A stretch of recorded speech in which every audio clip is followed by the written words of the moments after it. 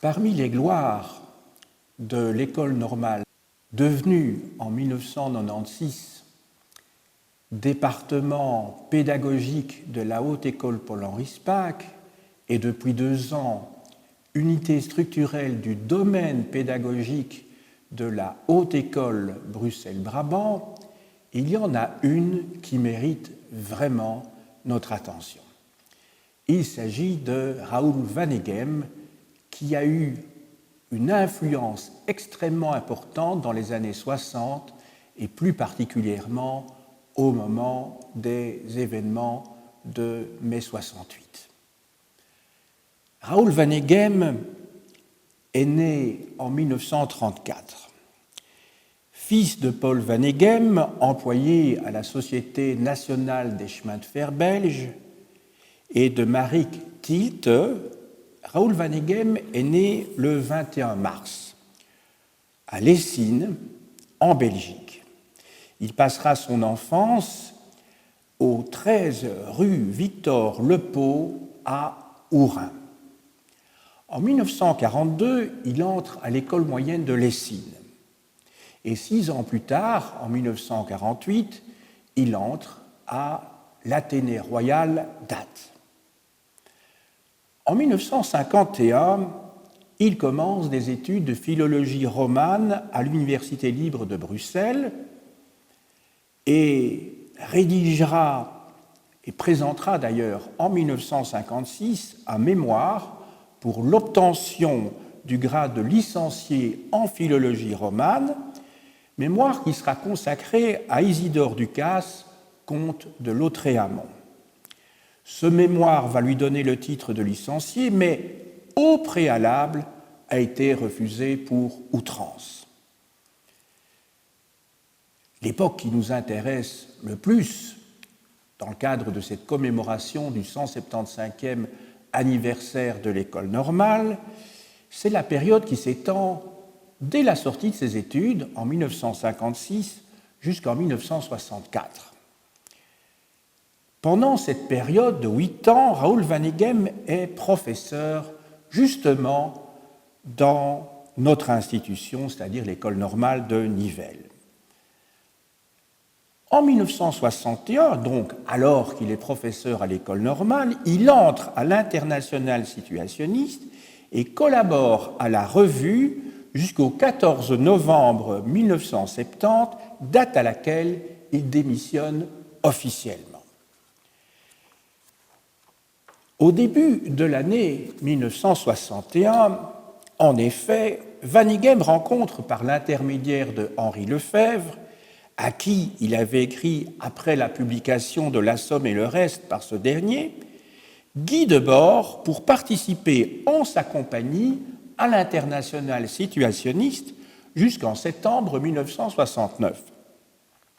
Lui qui n'avait jusque-là adhéré à aucun parti ni à aucune organisation, s'engage en un mouvement, ou plutôt en une réunion d'individus poursuivant, ensemble et personnellement, une analyse du vieux monde et un projet de subversion destiné à lui substituer une société fondée sur l'aventure des passions et une vie retrouvant son authenticité en se libérant de ses infimes aliénations. Tout un programme donc. Contre la société du spectacle, sur laquelle Guy Debord a écrit un célèbre ouvrage, toujours d'actualité, et je dirais plus que jamais d'actualité, l'Internationale situationniste incarnera ainsi cette dynamique révolutionnaire moderne initiée en la vie de chacun à travers la construction de situations, c'est-à-dire à travers l'élaboration concrète et délibérée d'ambiances momentanées de l'existence afin de parvenir à un usage passionnant de celle-ci.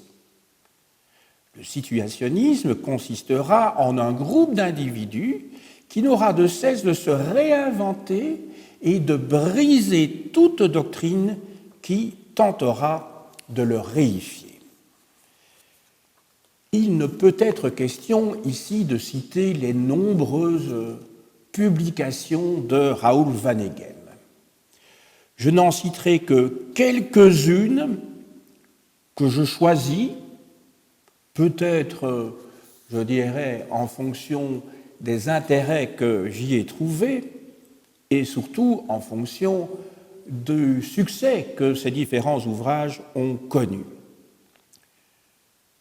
Le plus important de ces ouvrages est sans doute, en 1967, la publication chez Gallimard du traité de savoir-vivre à l'usage des jeunes générations, qui sera lu par de très nombreux étudiants en mai 68, aux côtés d'autres œuvres, comme celle, par exemple, de Herbert Marcuse.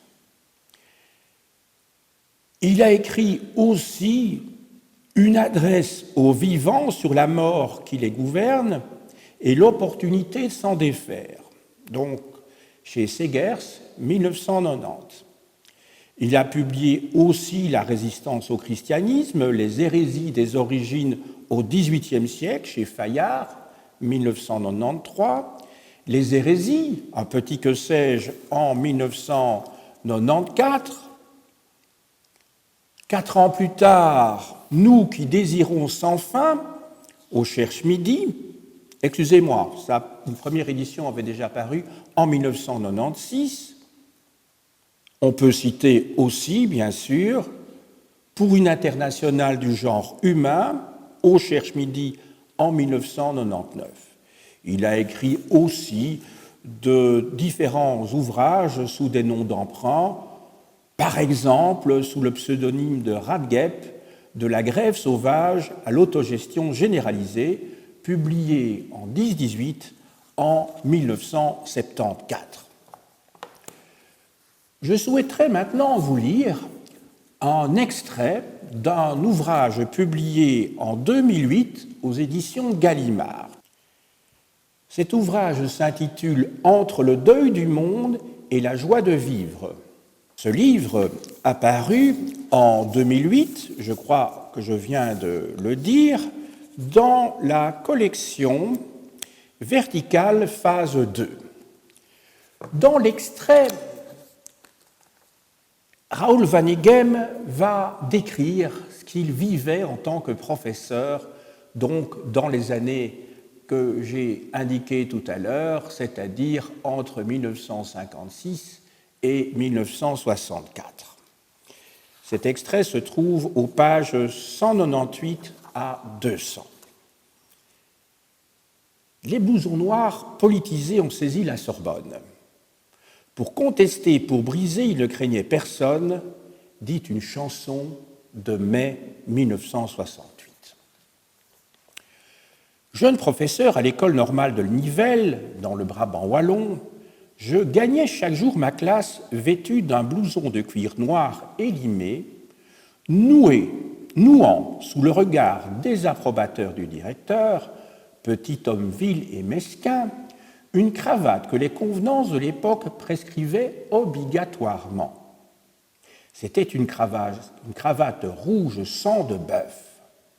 Je l'extirpai de ma poche avec les gestes calculés du défi. Pourtant, au plaisir d'affronter le Nabot avec un sourire désinvolte et provoquant, se mêlait une rage que l'audace de le gifler n'aurait pas même apaisé.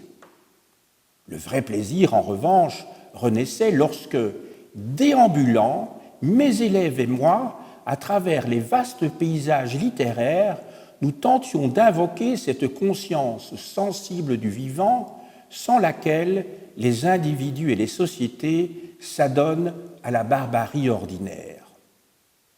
J'aurais pu étrangler l'immonde bureaucrate qui, dans le couloir de son établissement scolaire, consultait sa montre à mon approche et décrétait en mesurant le temps que lui et les siens me volaient.